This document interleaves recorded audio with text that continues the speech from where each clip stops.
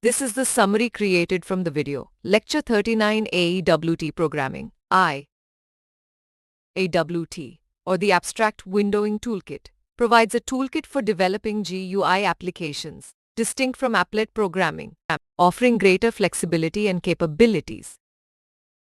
The core components of AWT, such as buttons, checkboxes, and frames, can be created and customized to build interactive user interfaces. Frames act as containers for these graphical elements, with features like title bars and resize buttons.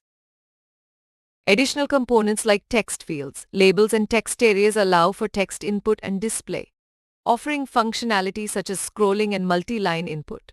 These elements can be added to frames, panels, or applets through programmatic methods. Lists, choices, and scrollbars further enhance AWT's GUI capabilities. Lists display selectable items, choices offer clickable options, and scrollbars enable scrolling through content, all of which can be customized and integrated into the application's interface.